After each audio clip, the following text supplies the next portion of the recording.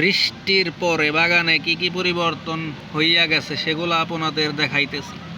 প্রথমে দেখাইতেছি বাগানের যে মেন রাস্তাটা সেইটা নদী হইয়া গেছে। এরপর বাগানের সুন্দর হেয়ার প্ল্যান্টটাও পানিতে ভরিয়া গেছে, মনে হইতেছে কেউ গোসল করাইয়া দিছে। গোলাপের টবগুলা পানিতে পরিপূর্ণ, মনে হইতেছে ৩-৪ দিন আর পানি দেওয়া লাগবে না।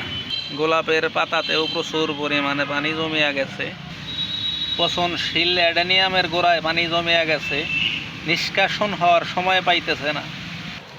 নাকাছোয়া গাছ ঝাঁকি দিলে প্রচুর পরিমাণে পানি পড়িতেছে। ঘাস ফুলেও পানি জমিয়া গেছে, পাতায় পাতায়, ডগায় ডগায়। ড্রামই প্রায় ভরা, ৩-৪ দিন আর পানি লাগবে না। বাগানের সমস্ত পানি এই ড্রেন দিয়া নিচে নামিয়া নিচের অংশ ডুবিয়া বন্যা হইয়া গেছে। এতে গাছও